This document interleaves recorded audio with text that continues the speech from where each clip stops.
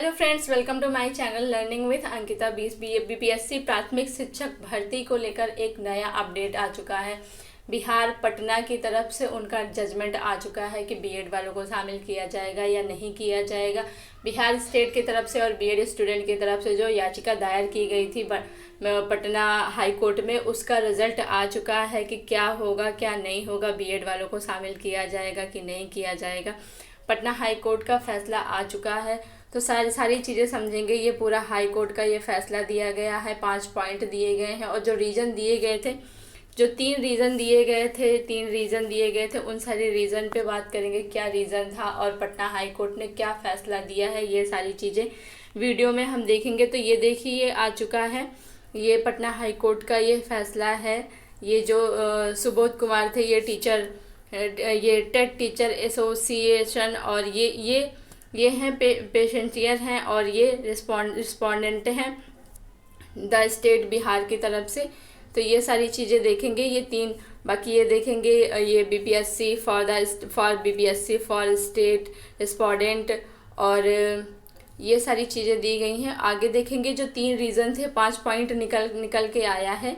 ये 5 पॉइंट पूरा दिया गया है और ये 6वें पॉइंट पर ये दिया गया है कि हाँ, रिजल्ट में क्या आया है, पटना हाई कोर्ट ने क्या अपना डिसीजन दिया है, 6वां पॉइंट है। तो 5 पॉइंट में आपके 3 रीजन दिए गए थे। पहला रीजन में आपका ये देखेंगे, ये आपका पहला रीजन है। पहले रीजन में R1, ये देखिए, पहला रीजन में आपका राजस्थान में जो आया था निर्णय, राजस्थान हाई कोर्ट का जो भी निर्णय आया था, वो सारी चीज़ें आपका R1 में दिया गया, रीज़न 1 में दिया गया।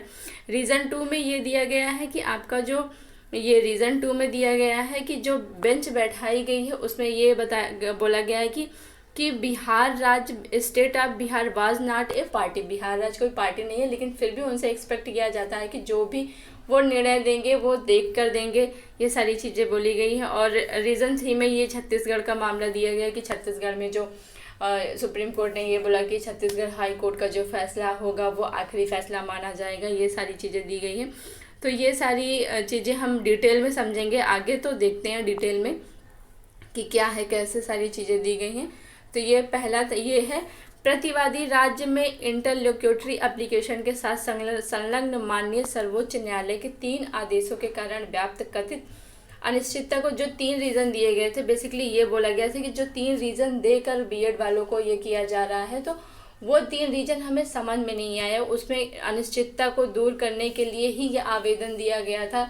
जो आवेदन दिया गया था वो 3 रीज़न समझेंगे कि रीज़न क्या दिए गए थे और क्या चीज़ नहीं समझ में आ रही थी। तो पहला ये R1, पहला रीज़न ये दिया गया था कि सर्वोच्च न्यायालय का निर्णय है, जिसमें राजस्थान उच्च न्यायालय का निर्णय है। राजस्थान में जो निर्णय दिया गया था कि हाँ, बीएड वालों को प्राइमरी से बाहर कर दिए जाए, 28/6/2018 की अधिसूचना में रद्द करते हुए ये बताया गया था कि बीएड वाले क्लास 1 से 5th तक पढ़ाने के लिए अयोग्य हैं। ये पहला रीज़न था।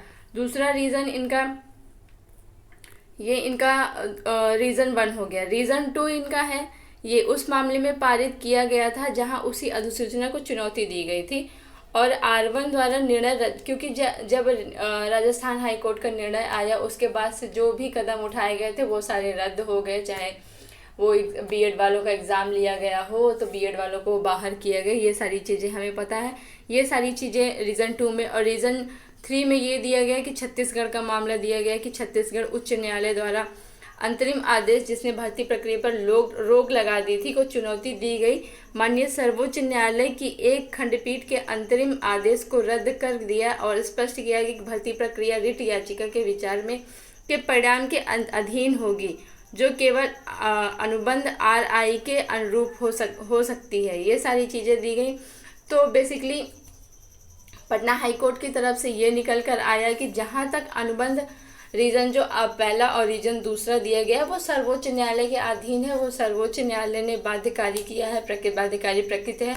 और रीज़न 3 जो दिए गए उस पर कोई विरोधाभास नहीं है, उस पर कोई आप उसमें किस चीज़ का आपको संदेह है, ये सारी चीज़ें गई। तो ये आपका निर्णय दिया गया कि जो आपने याचिका दायर की थी अंतर्वर्ती आवेदन अस्वीकार किया जाता है।